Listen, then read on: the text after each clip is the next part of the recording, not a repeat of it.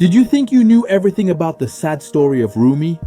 Well, the truth is, friends, that they only showed us very little of the sad life of Rumi.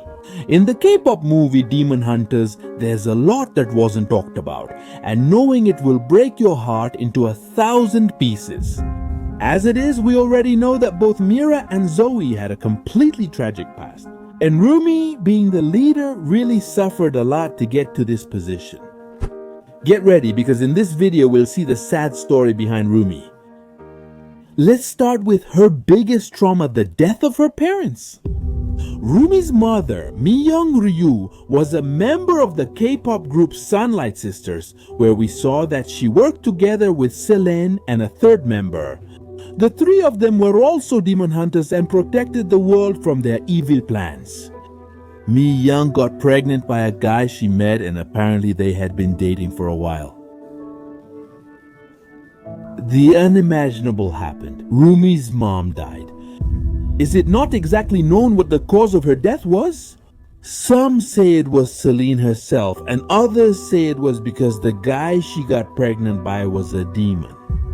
In the early concepts of the movie, there was a planned scene where you could see how Selene ended Rumi's mother's life. But this was discarded, and in the official lore, we know that she died after giving birth to Rumi. From that moment on, Rumi was completely orphaned. We never heard anything about her father again. He possibly ran away, or it's even thought that he was exterminated by Selene. And this is the reason why she is the one raising Rumi. Rumi never knew a parent's love since she was little. A normal Christmas with family, or even a birthday where everyone gathers to celebrate together. In fact, she never knew the truth behind her mom's romance with her demon dad. This was because Selene always hid the truth from her. In fact, Rumi's upbringing was much stricter compared to a normal child's childhood. You could even say that Rumi didn't have a happy childhood. Since she was very young, Selene had been training her to be an idol and a demon hunter. Practically, Rumi didn't have any other choice.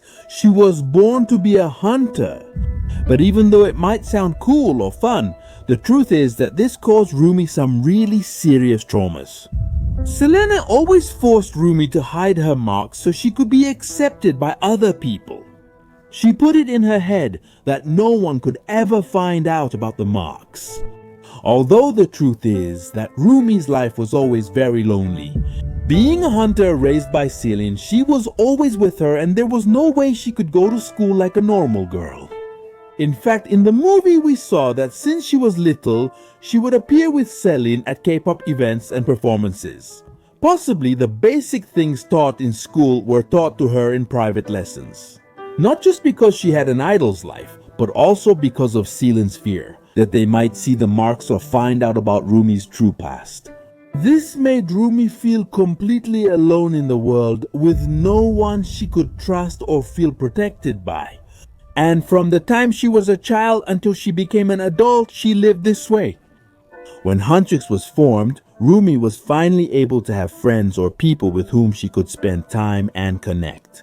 In fact, if we look at her childhood photo compared to when she's already with Huntrix, we can see her looking sheltered. But the fact that she was already with the Huntrix didn't mean her life was going to change for the better. In fact, even then, she had a lot of trauma and a sad life, and she even had to be more cautious to hide her terrible past. Maybe you've seen famous people and think they have sky-high self-esteem, but the truth is that many of them are insecure. And is this the same case with Rumi? Although Selene raised her, that upbringing didn't come from pure love but from guilt, so Rumi grew up without feeling genuine affection.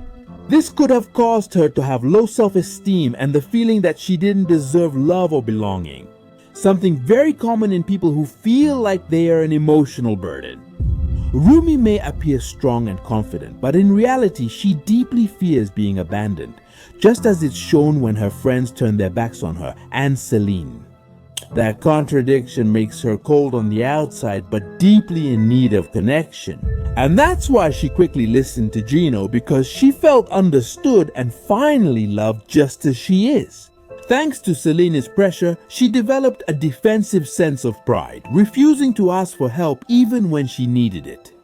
Exactly, just like when they took her for the documentary. And this, well, every day, her own tutor put the idea into Rumi's head that being who you are and actually being half demon is dangerous.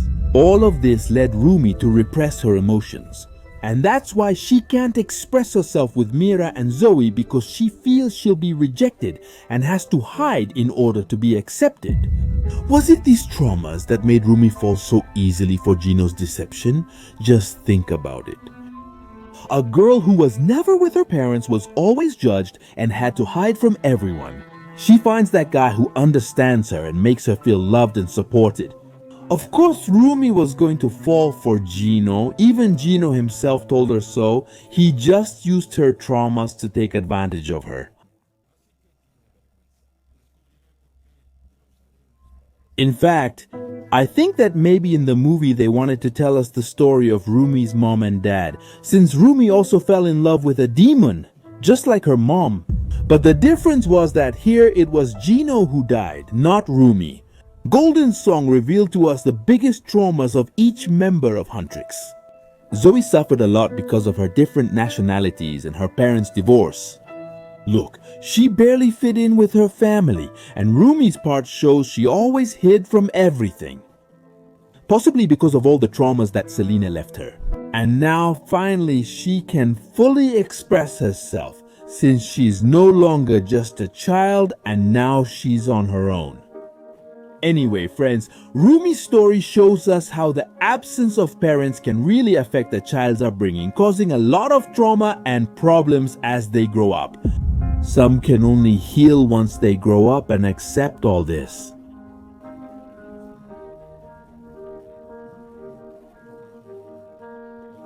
It's not like that, no, not like that, no.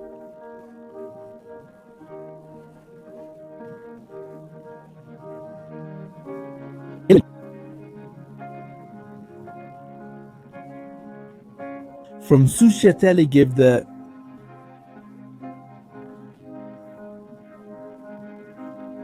It's Stacia Antifragile.